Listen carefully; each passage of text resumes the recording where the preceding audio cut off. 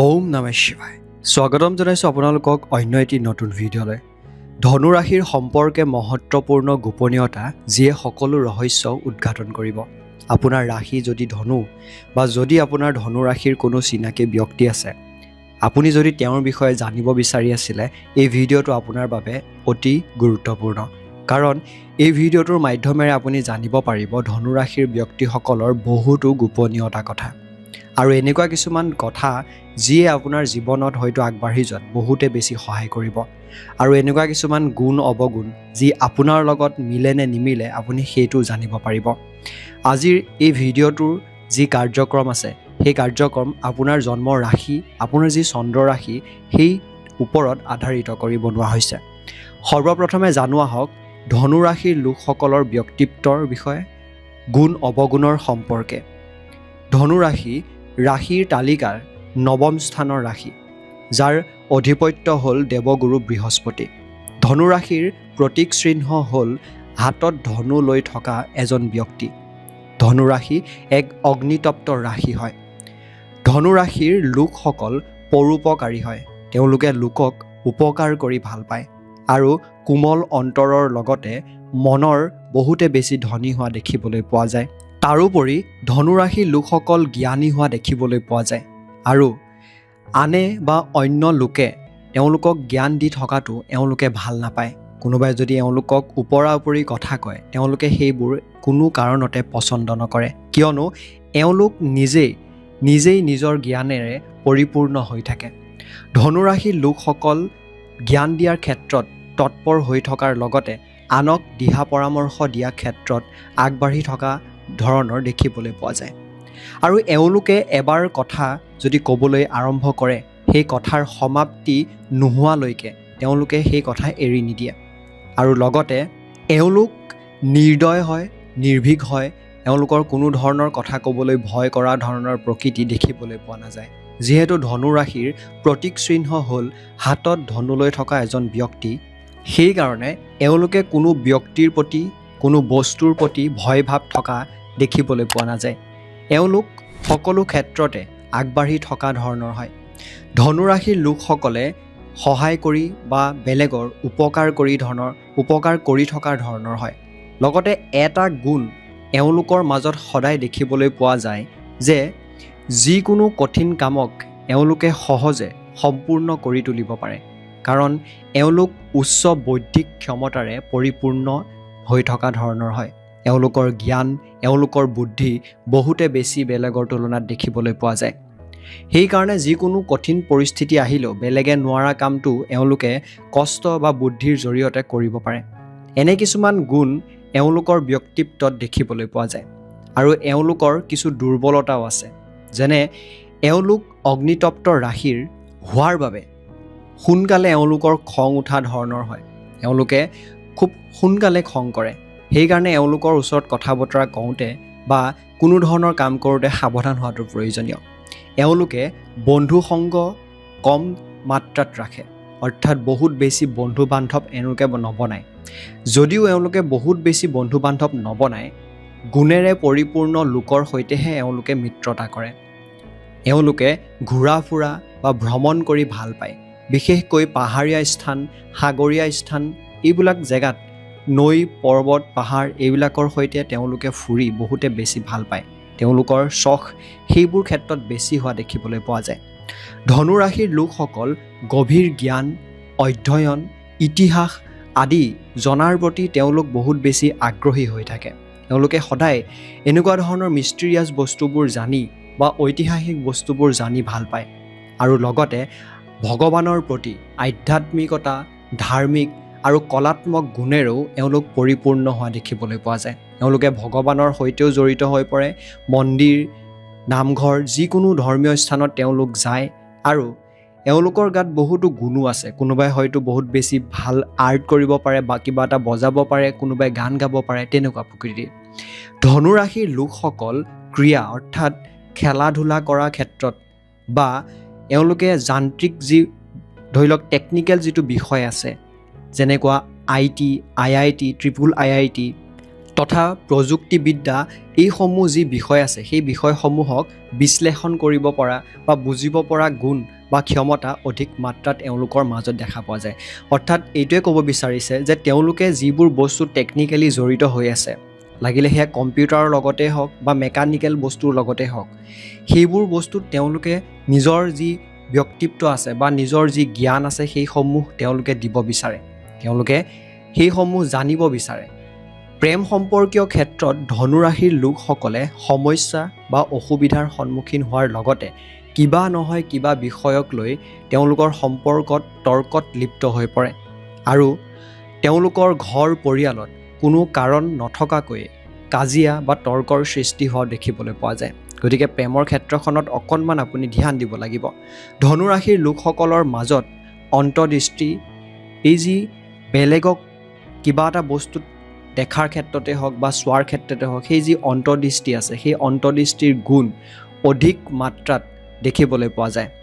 অৰ্থাৎ যিকোনো লোককে এওঁলোকে সহজে চিনি পায় বা কেনেধৰণৰ ব্যক্তিত্বৰ সেইগৰাকী মানুহ হয় তেওঁলোকে আয়ত্ব কৰিবলৈ বা বুজিবলৈ সক্ষম হয়। অন্তৰ্দৃষ্টি শক্তি থকাৰ বাবে আগলৈ কিবা হ'বলগীয়া থাকিলে বা কিবা যদি হৈ থাকে চলি থাকিলে এওঁলোকে আগতীয়াকৈ সেই বিষয়ে আভাস ল'ব পাৰে বা তেওঁলোকে তেওঁলোকৰ মগজুত সেই বিষয়টোক লৈ খুব সহজতে কিবা এটা আয়ত্ব কৰি ল'ব পাৰে। গতিকে এওঁলোকৰ মাজত অন্তৰ্দৃষ্টি শক্তি অতি মজবুতভাৱে থকা দেখিবলৈ পোৱা যায়। এতিয়া জানো আহক যে কোনটো বয়সত ধনুৰাশিৰ ব্যক্তিসকলে সফলতা অৰ্জন কৰিবলৈ সক্ষম হয় বা এক প্ৰকাৰে তেওঁলোকৰ ভাগ্যৰ উদয় হয়। ধনুৰাশিৰ লোকসকলৰ ক্ষেত্ৰত প্ৰায় দেখা যায় যে 25-26 বছৰৰ পিছত আৰু 34-35 বছৰৰ আগৰ সময়খিনিত তেওঁলোকৰ জীৱনত ভাগ্যৰ উদয় হয় বা সচৰাচৰ তেওঁলোকে জীৱনত সফলতা অৰ্জন কৰা দেখিবলৈ পোৱা যায়। আপোনালোকে কমেণ্ট কৰি জনাবচোন যে আপোনাৰ বয়স যদি এইকেইটা বয়সৰ ভিতৰত হৈছে বা পাৰ হৈছে তেন্তে হ'লে আপুনি আপোনাৰ ভাগ্যত কিবা বা আপোনাৰ কেৰিয়াৰৰ ক্ষেত্ৰত, চাকৰিৰ ক্ষেত্ৰত কিবা পৰিৱৰ্তন দেখিবলৈ পাইছেনে বা অৰ্থনৈতিক ক্ষেত্ৰখনত আপুনি কিবা নিজৰ পৰিৱৰ্তন দেখিবলৈ পাইছেনে নাই পোৱা। এতিয়া জানো আহক কেইটামান ৰাশিৰ বিষয়ে, যিকেইটা ৰাশিৰ পৰা ধনুৰাশি ব্যক্তিসকল সাৱধানে থকাটো বহুতে বেছি জৰুৰী বা ক'ব পাৰে যে সেই ৰাশিকেইটাৰ পৰা আপুনি দূৰত্ব বজাই ৰাখিব লাগে, কিয়নো সেই ৰাশিসমূহৰ সৈতে আপোনাৰ যি মিলা প্ৰীতি আছে সেয়া কেতিয়াও ভাল নহ'ব বা আপোনাৰ লগত বিশ্বাসঘাতক হোৱাৰ সম্ভাৱনা থাকিব। সেই ৰাশিসমূহৰ প্ৰথম ৰাশিটো হৈছে তুলা ৰাশি, দ্বিতীয় ৰাশিটো হৈছে বৃষভ ৰাশি আৰু শেষৰ ৰাশিটো হৈছে মকৰ ৰাশি। এই তিনিটা ৰাশি এনে ৰাশি যাৰ লগত আপোনাৰ সম্বন্ধ বা বুজাবুজি ভাল নহ'ব বা বিশ্বাসঘাতক হোৱাৰ সম্ভাৱনা বহুতে বেছি আছে। আপোনাৰ আৰু তেওঁলোকৰ মনৰ যি বিচাৰ আছে সেয়া কেতিয়াও নিমিলিব আৰু তৰ্কত বা তৰ্কাতৰ্কি কাজিয়া ধৰণৰ পৰিস্থিতি অধিক মাত্ৰাত হোৱা দেখিবলৈ পাব। এতিয়া আপোনালোকক জনাওঁ যে ধনুৰাশিৰ লোকসকলে কিয় জীৱনত ইমান দুখ কষ্ট সহ্য কৰিবলগীয়া হয় আৰু আপোনালোকে কিদৰে নিজৰ জীৱনলৈ পৰিৱৰ্তন আনিব পাৰিব। ধনুৰাশিৰ লোকসকলে দুখ কষ্ট এই কাৰণে কৰিবলগীয়া হয় কাৰণ তেওঁলোকৰ এটা মহত্বপূৰ্ণ গুণ আছে, যিটো গুণ তেওঁলোকে সলনি কৰাটো প্ৰয়োজনীয়। তাৰ ভিতৰত প্ৰথমটো হৈছে যে কেতিয়াবা কেতিয়াবা ধনুৰাশিৰ ব্যক্তিসকল অতি আত্মবিশ্বাসী হৈ পৰে আৰু এওঁলোকে এইটো ভাবে যে মই যি কৰিছোঁ ভালেই কৰিছোঁ বা পাৰিমেই, বেলেগৰ কথা নুশুনে আৰু এওঁলোকৰ যি ধৈৰ্য শক্তি আছে সেই ধৈৰ্য শক্তিও খুব কম হোৱা দেখিবলৈ পোৱা যায়। আৰু অতি আত্মবিশ্বাসত আহি যদি আপুনি সকলো কামেই নিশ্চয়কৈ কৰিব পাৰিম বুলি কয় বা ভাবি লয় আৰু যেতিয়া পৰৱৰ্তী সময়ত সেই কাম বা আপুনি সেইটো সম্পূৰ্ণ কৰিব নোৱাৰে তেতিয়া সকলোৱে আপোনাক ইটিকিং কৰিব বা আপোনাৰ সুবিধা পাব যে আপুনি কি ভুল কৰিছে, সেই ভুলটোৰ পৰা আপোনাৰ সুবিধা ল'ব পাৰে বেলেগে। গতিকে তৎক্ষণাত একো আপোনালোকে কোনো ধৰণৰ সিদ্ধান্ত নল'ব কেতিয়াও। যদি বিশেষকৈ গুৰুত্বপূৰ্ণ কাম হয় আপোনালোকে ধৈৰ্য ধৰাটো আৰু 2-4জনৰ পৰামৰ্শ লোৱাটো বহুত বেছি প্ৰয়োজনীয়। তৎক্ষণাত সিদ্ধান্ত নল'ব আৰু বহুত বেছি আত্মবিশ্বাসী হৈ নপৰিব। দ্বিতীয়তে, ধনুৰাশি এক অগ্নিতপ্ত ৰাশি, যাৰ ফলত এওঁলোকৰ খং ক্ৰোধ অধিক মাত্ৰাত হোৱা দেখিবলৈ পোৱা যায়। অৰ্থাৎ তৰ্ক কাজিয়াত লিপ্ত হোৱা বা জড়িত হৈ পৰা আৰু এনেবোৰ কাৰণতে আপোনাৰ লগত কেতিয়াবা হয়তো দুৰ্নীতি বা পলিটিক্স হোৱা দেখিবলৈ পোৱা যায়। গতিকে তৰ্ক কাজিয়া খং ক্ৰোধ কৰাৰ পৰা দূৰত্ব বজাই ৰখাৰ লগতে কথা যেতিয়াই ক'ব আপুনি সেইবিলাকক লৈ গুৰুত্ব দিয়াটো প্ৰয়োজনীয়। বস্তুবোৰক আপুনি বুজিবলৈ চেষ্টা কৰক। তৎক্ষণাত একো সিদ্ধান্ত নল'ব। নিজৰ খং, নিজৰ ক্ৰোধক সদায় শান্ত কৰি ৰাখিব।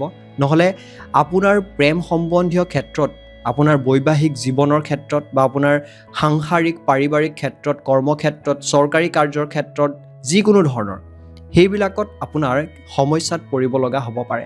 আৰু এনেবোৰ স্থানত থকা বিভিন্ন সম্বন্ধ আপোনাৰ বাবে বেয়া হৈ পৰিব পাৰে বা আপোনাক ভাল পোৱা মানুহখিনি আপোনাৰ বিৰোধী হৈ পৰিব পাৰে।